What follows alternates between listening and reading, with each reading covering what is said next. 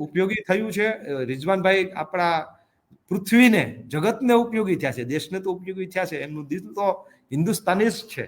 એટલે સરસ મજા. રિઝવાનભાઈ, આપ હજુ આપના ફાઉન્ડેશન દ્વારા અને આપનું જે વિઝ્યુલાઇઝેશન છે, ક્યાંય પહોંચવું છે, આપણે ક્યાંય પહોંચવું, એવી અમે પણ શુભેચ્છાઓ આપીએ છીએ. ભગવાન તમને એમાં સફળતા આપે. તમારો કિંમતી સમય અમને આપીને અમારા રુદ્રાક્ષને, કે અમે એક એવો કાર્યક્રમ કરીએ છીએ કે અમે જોઈએ છીએ કે બહુ મોટી મોટી ફિલોસોફી સમજાવીને વિદ્યાર્થીઓને બહુ એમાં ટપ્પો નથી પડતો, પરંતુ એને ચિત્ર બનાવીને જો આવું થવાનું છે તારે, આ જીવન છે, એના મુખ્યથી વાતો ઘણી વખત થાય. રુદ્રાક્ષમાં વાત કોની કરવાની? આપણી પોતાની વાત કરવાની. આ સ્વપ્રશંસા નથી, પણ આ પ્રેરણા છે. વિદ્યાર્થી એવા માણસને સાંભળે ને કે જે પોતે સક્સેસ થયેલો છે, પોતે એ ટોચ ઉપર ગયેલો છે, પોતે આ પહાડને ઉતરી રહ્યો છે, એને પૂછીએ કે આ પહાડ હવે કેવો અઘરો છે, તો એ બતાવે ને, એના મુખેથી સરેલા શબ્દ જ વેદ મંત્રો હોય, એના મુખેથી આવેલી વાત છે એ સાચી છે.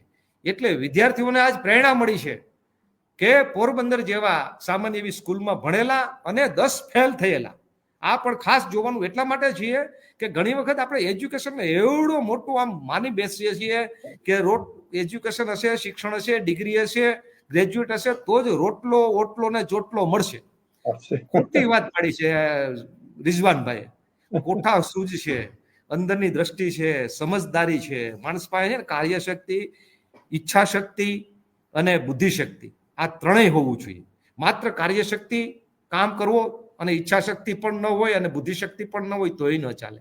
ઈચ્છા શક્તિ પણ જોઈએ, સંકલ્પ બળ જોઈએ, વિઝ્યુલાઇઝેશન જોઈએ, ઈચ્છા શક્તિ જોઈએ, વિચાર શક્તિ પણ જોઈએ અને કાર્ય શક્તિ પણ જોઈએ.